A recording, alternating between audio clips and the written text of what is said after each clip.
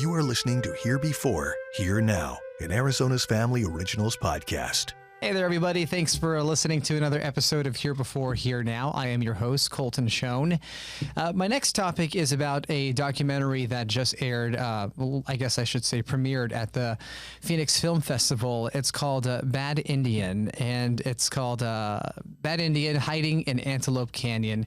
Really details, some of the history of assimilation tactics against Navajo people in our country when it comes to the forced relocation of the Diné to Bosque Redondo in New Mexico in the 1800s. Thousands of Navajo men and women, kids and elderly people had died during this forced removal.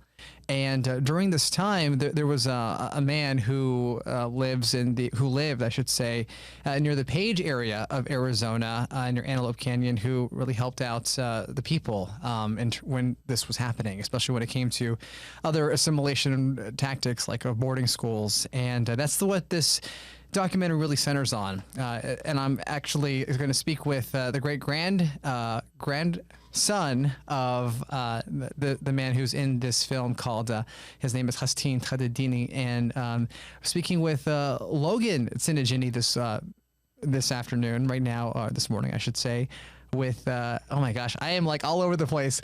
How are you doing today, Logan? I know that we've had some technical issues on your end. You can hear me echoing in your ear, but we're going to get through this. How are you today?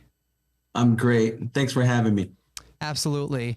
So yeah, I mean, I was watching this documentary, Bad Indian, and it's very sad, right? It's very sad to hear about the history of Navajo people and also other Native American groups in our country and what they had dealt with when it came to the Manifest Destiny era of American history and just assimilation policies. When this came out and when you were approached to be a part of it, what was your thoughts? When we first were approached, it was hard to get the elders in my family to agree. They thought of this as a tragic time, and they really just wanted to leave it in the past. And it took some coercing from some of my family that were my age, and just pressing them to tell our story and to just basically tell the world. And that was really the first part of everything that we went into. And then as we got through it, it was rough at times. But the one good thing is we've got to meet a lot of new people. We've hosted a half marathon at our area there at Antelope Canyon 2 weekends ago. And there were natives from Canada that they shared their residential school stories with us. And so we've been in contact with more people since the premiere, and it's a story that's not just local. I mean, it happened throughout the U.S. and in Canada, and that's one thing that it really surprised me. I didn't really realize it was like all over, but it's definitely been a journey so far. So the documentary centers on Hastin Taadidiin, your great-great-grandfather. What had you known about him before this documentary came out? Did you find anything out during the course of this process? I spent a lot of time with my Che, which is the Navajo term for my mother's dad, and that's my grandpa. And when I was younger, he would tell us stories about how big he was and how strong he was. And just great figure of a man that died basically for his family, protecting his family. And we also have internal stories of he would actually work out, like he would carry logs around and he would move rocks. Where we're at there at Antelope Canyon, a lot of our homesteads and a lot of our homes, like you think of a hogan as being built out of wood and mud. But our hogans were built out of rocks, and these rocks they weigh several hundred pounds. So we had heard those stories about him, but we didn't get into the details on who he was and why he was where he was and why the superintendent from Western Navajo, why they didn't get along. And as we've moved forward, we've got more of those details. since the premiere, we have been approached by three historians that have given us more information about why things transpired the way they did. And we've actually started on our prequel to this documentary with a new documentary, and we just filmed two of the historians this past week. Oh, So wow. it's very exciting. It's a lot more information. We've got more breadcrumbs along that trail of research, and we will be making a trip to um, Riverside, California, to the archive there because we had gotten information from them in the past, but we were just given another nugget of information on another path that we needed to follow up on.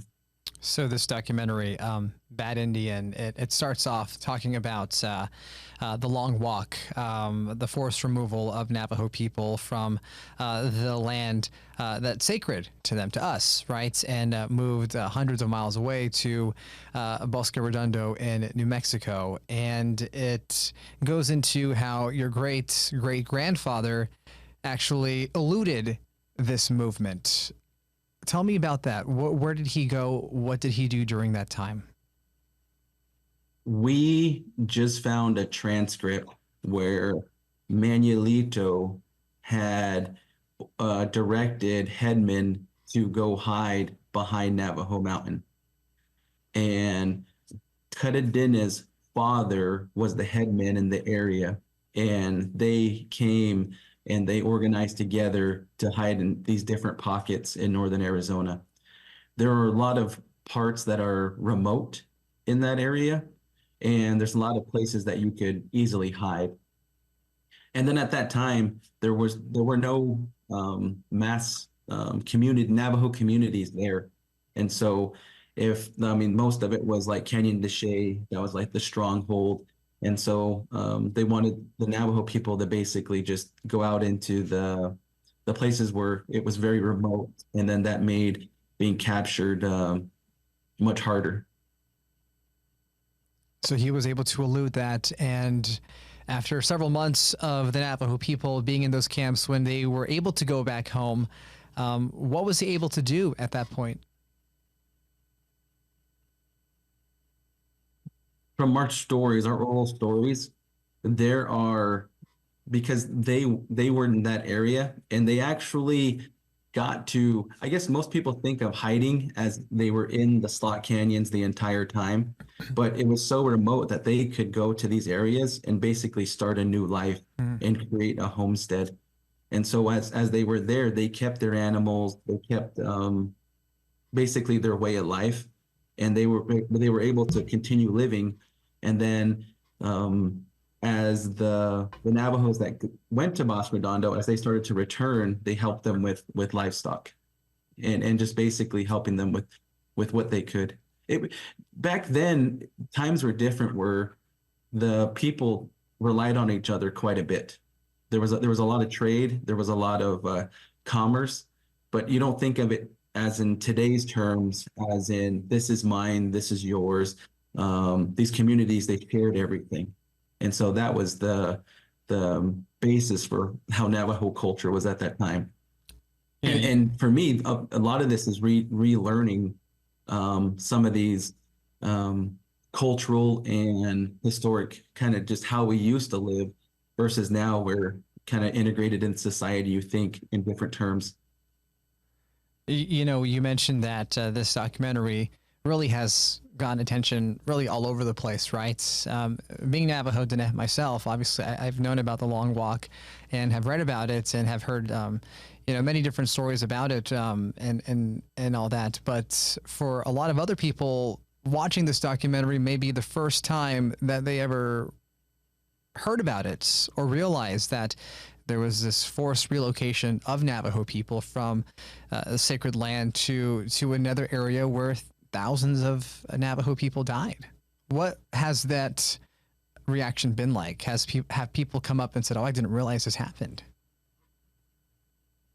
I had a very interesting interaction the last time I was in Page at the tours.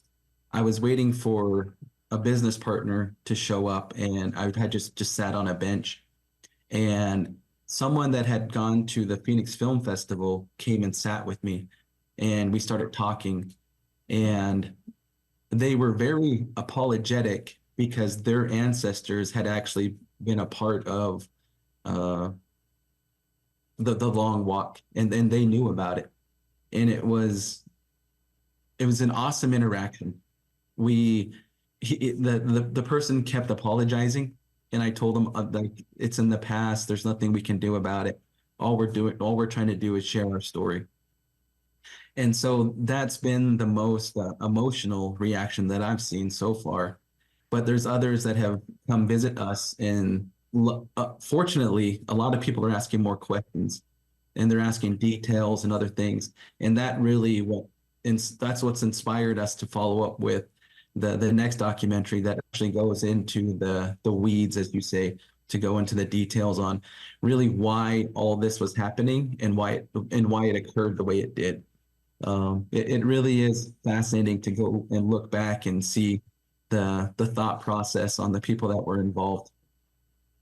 Right. Also, talking about the long walk, back in 1868, a new treaty was signed that allowed the Navajo people to go back to their sacred homelands, but it included giving up a lot in terms of land and other things that they had to do in terms of going to schools, correct? And your great great grandfather,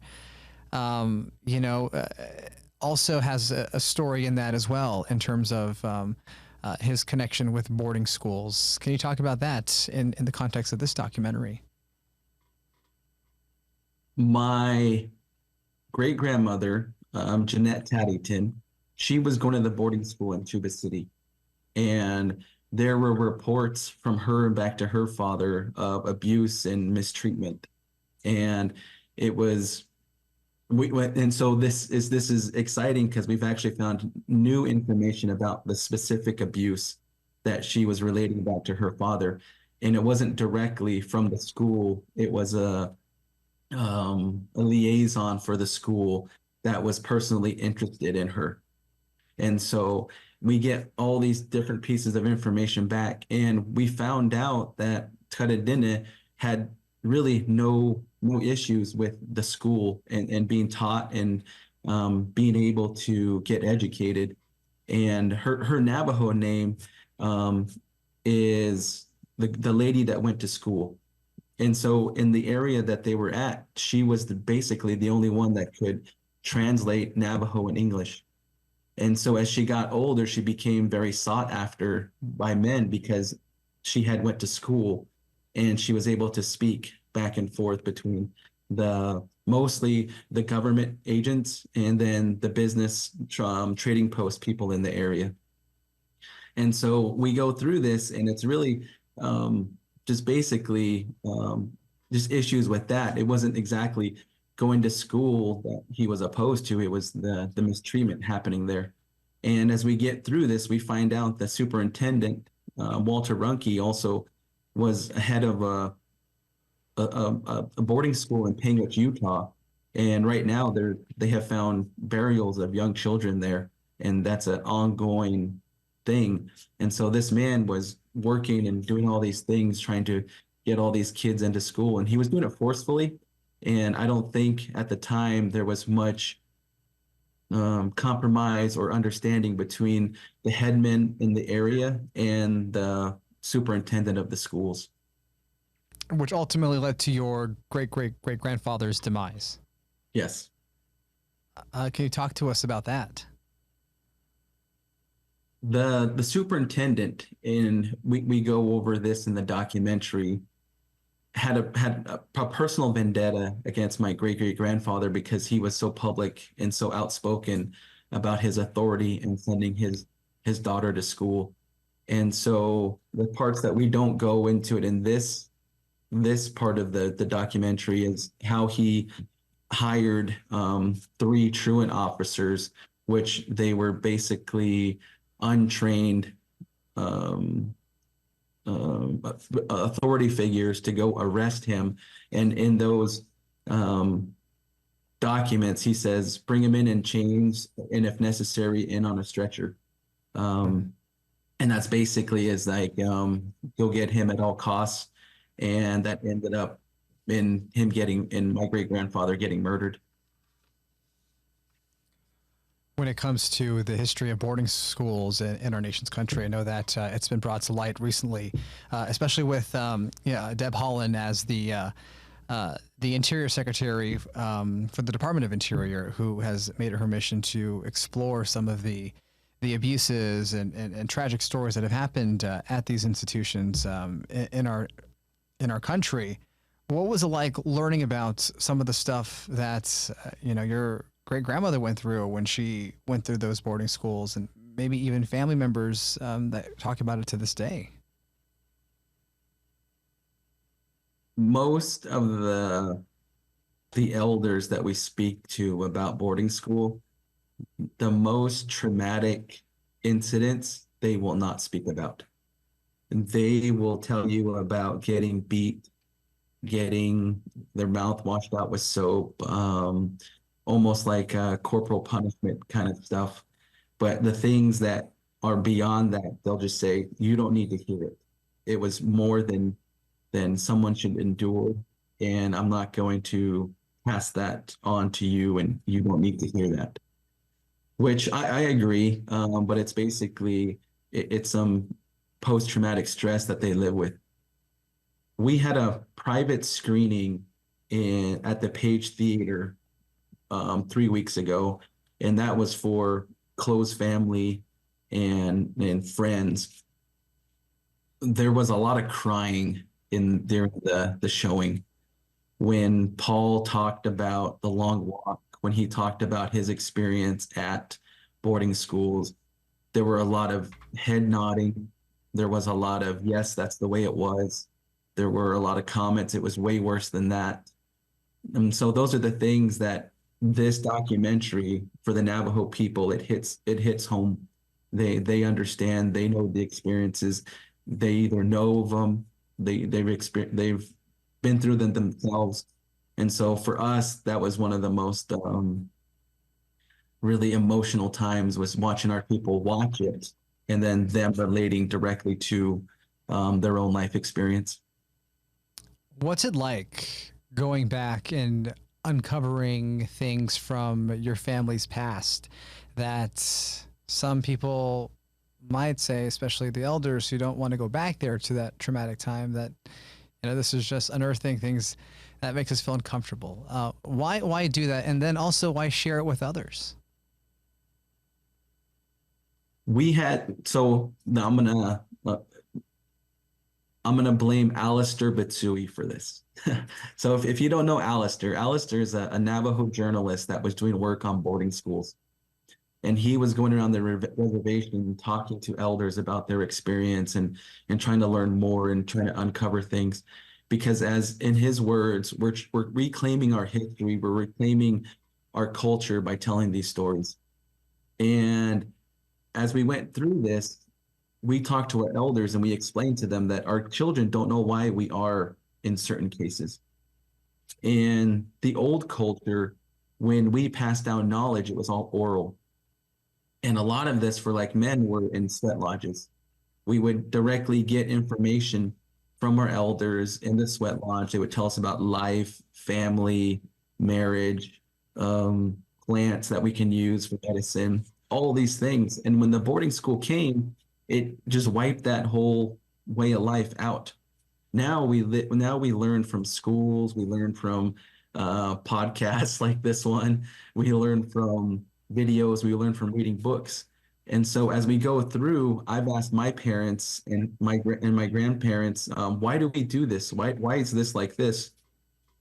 And they'll get into it, but they don't really have the explanation on how the Navajo culture changed and how this knowledge transfer has been disrupted. And so as we talk to our elders, we explain to them that we need to understand where we were pre-long walk to where we are today. If you look on the reservation, there are so many projects that are trying to save our culture, our language, our history. And so this is just one of those things that's added to it. Luckily, a lot of the elders now have a cell phone or know what a cell phone is. They have an idea on what the internet is. And so now we're teaching them, then telling them we have to adapt, and we're gonna but still keeping to the values of our tradition. And that's our kids need to learn. And this is just one of the mediums that can be done that way. Some of those efforts are a testament to resiliency, right? To keeping culture and language and traditions alive, but also your own family story. Right now, you're the chief operating officer of Taadidiin Tours, now offering tours to the area that your great-great-grandfather was able to stay at while, some horrible things were happening to the Navajo people. What's it like to now be a part of that history and guiding people and letting them know about the history of your homeland? For me personally, this is a total 180 from my life plan. So I was an electrical engineer for SRP for 12 years. Oh no, 14 years. No, I take that back. It was 12 years, but I've been an engineer for 14 years. Fortunately enough, FRP is a great company. They paid for my MBA. And as my family was going through a transition and they were developing their business, my mom basically said, "We need you back. We need help." And so I left SRP, effectively retired, and then I became the chief financial officer for the tour company. And this is not what I expected. I expected to be a long-term engineer, maybe move up into management and stay with SRP forever. But this is a journey that has taken me in this direction. And now I am learning more about the long walk from people like Mark Charles, collaborating with Alistair and talking with him about boarding schools, and just doing a deep dive into research and sharing these things with the visitors that are coming. We've seen a change in the visitors over the past, I would say since COVID, where everyone was more social media driven, where they wanted the cool pictures, the light beam, this and that. Mm-hmm. But now with our story, we have people coming and they want to know more information. Where can they find literature about the long walk? And kind of like you mentioned, some people have never heard of it before, and they had really no idea that it was even a thing.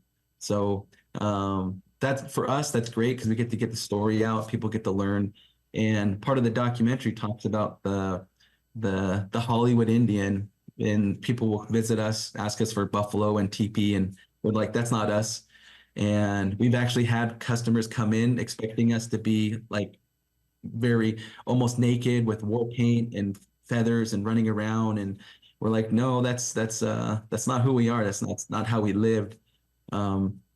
And so even that part is they're very surprised when they show up and we're not in our regalia. Wow. To this day, and things like that. But as they leave, they humanize us. They understand we're just people. We've had a harder journey than we would like, but we're here. We're, like you said, we're resilient. We're prospering.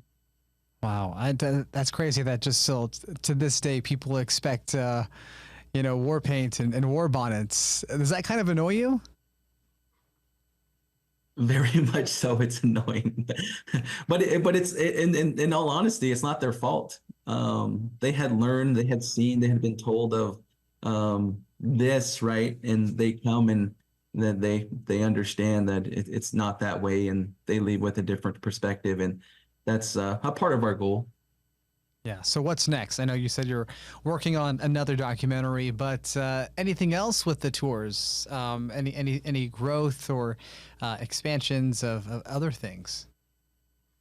We are working on sharing more of the history, basically getting our story. Our tour guides now are very knowledgeable about the history and how things happened and the landmarks and things like that. And then I'm happy to, I guess I can say it on here, is we're going to start co-producing 2 documentaries.